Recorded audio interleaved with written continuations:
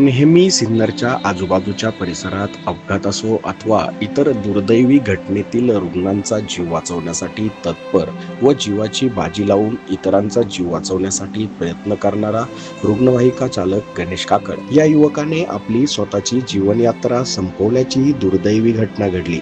सिन्नर रुग्णवाहिका संघटनेने आपल्या चालक सहकार्याला मृत्यूपश्चात अखेरचा निरोप दिला आहे।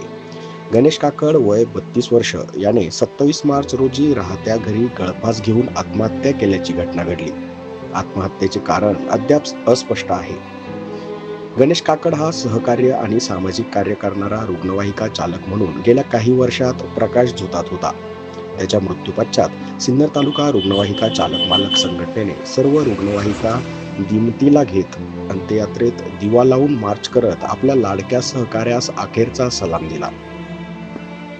15 किलोमीटरपर्यंत शव वाहतूक करण्यास मोफत सेवा, गरजू व्यक्तींना वेळप्रसंगी सवलत, पोलीस असो की पत्रकार, डॉक्टर असो की रुग्णसेवक या सर्वांना मदत म्हणून गणेश काकड अग्रेसर असायचा। गेल्या 5 ते 6 दिवसापासून तो तणावात असल्याचे त्याचे सहकारी सांगतात। आज मोठ्या जनसमुदायासह अंत्ययात्रा पार पडली तेव्हा पोलीस कर्मचारी, उपजिल्हा रुग्णालयाचे कर्मचारी, पत्रकार, राजकीय आणि सामाजिक क्षेत्रातील व्यक्तींचा परिवाराच्या सांत्वनासाठी समावेश बघायला मिळाला। एसएन साठी शंतनू कोरडे।